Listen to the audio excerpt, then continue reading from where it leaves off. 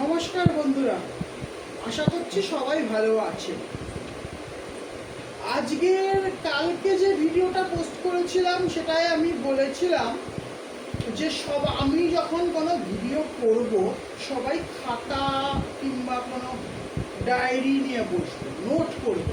কেন মোটামুটি এই ভিডিওগুলো আমি সমস্ত অ্যাস্ট্রোলজির একটা বেসিক আমি বলে দিচ্ছি, ঠিক আছে? আশা করছি সবাই মোটামুটি রেডি আছে। যদি না থাকেন কোনো অসুবিধা নেই, এই ভিডিওটা পরে পজ করে কিংবা চালিয়ে দেখে নেবেন। আরেকটা ভিডিও শুরু করার আগে একটা কথা বলে দিই, চ্যানেলটা যেহেতু নতুন, সবাই লাইক দেবেন। যদি মনে করেন ভালো ভিডিও হয়েছে, তবে বেশি তো চাইতে পারি না। যদি মনে করেন উপকৃত হচ্ছেন, অ্যাস্ট্রোলজি জানতে পারছেন, তবেই আপনারা লাইক দেবেন, সাবস্ক্রাইব করবেন, বন্ধু বান্ধব যারা চেনাশোনা মানুষ আছে তাদের মধ্যে শেয়ার করবেন, ঠিক আছে? অনেক ভুল কথা বলেছি, এবার তাহলে স্টার্ট করছি, ঠিক আছে? কালকে যেটা বলেছিলাম, আমি বলেছিলাম প্রত্যেকটা 12টা রাশি এবং তাদের অধিপতিদের। আজকে বলবো এক একটা রাশিতে এক একটা গ্রহ উচ্চস্থ হয়, নিচস্থ হয়।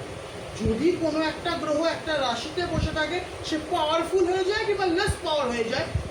যখন পাওয়ারফুল হয় তাকে বলা হয় উচ্চস্থ, যখন দুর্বল হয়ে পড়ে তাকে বলা হয় নিচস্থ। আমি এক এক করে বলছি, নোট ডাউন কিন্তু অবশ্যই করবেন, তাহলে বুঝতে পারবেন।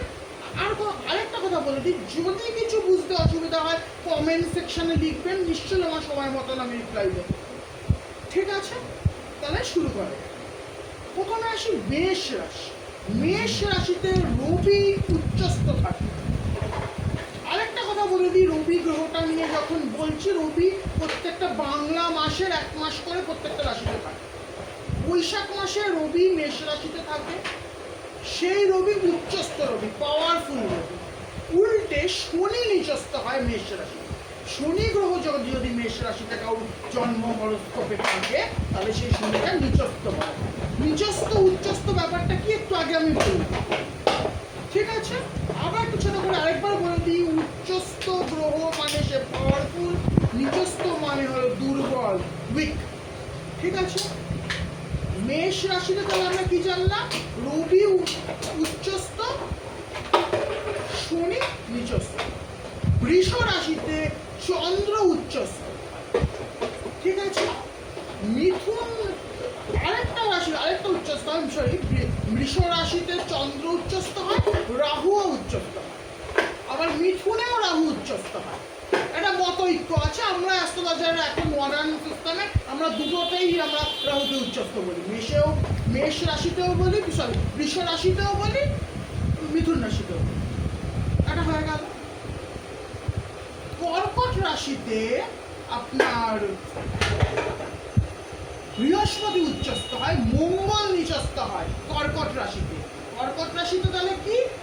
বৃহস্পতি উচ্চস্থ, মঙ্গল নিচস্থ, ঠিক আছে?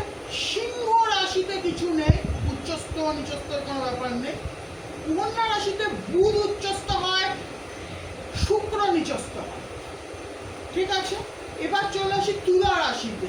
তুলা রাশিতে রবি নিচস্থ হয়, শনি উচ্চস্থ হয়, ঠিক আছে? বৃশ্চিক রাশিতে চন্দ্র উচ্চস্থ হয়, বৃশ্চিক রাশিতে চন্দ্র নিচস্থ হয়।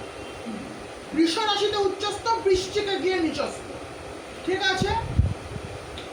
ধনু রাশিতে উচ্চস্থ নিচস্থ কিছু নেই, ঠিক আছে? না একটা কথা বলতে ভুলে গেছি। বৃশ্চিক রাশিতে কেতু উচ্চস্থ হয়, রাহু নিচস্থ হয় বৃশ্চিক রাশি। তেমনি ধনু রাশিতেও কেতু নিচস্থ, রাহু উচ্চস্থ, ঠিক আছে? মকর রাশিতে মঙ্গল উচ্চস্থ হয়, বৃহস্পতি নিচস্থ হয়, ঠিক আছে? কুম্ভ রাশিতে তেমন কিছু নেই, উচ্চস্থ নিচস্থ কোনো ব্যাপার নেই। কুম্ভ শনি সক্ষেত্র স্থান, উচ্চস্থ নিচস্থ কিছু নেই। মীন রাশিতে বুধ নিচস্থ হয়, শুক্র উচ্চস্থ হয়। মীন রাশিতে বুধ নিচস্থ, শুক্র উচ্চস্থ। এইটা যেটা আজকে আমি বললাম, প্রত্যেকটা জিনিস কিন্তু আপনাদের লাগবে এই অ্যাস্ট্রোলজি জানার জন্য। প্রত্যেকটা জিনিস নোট ডাউন করবেন।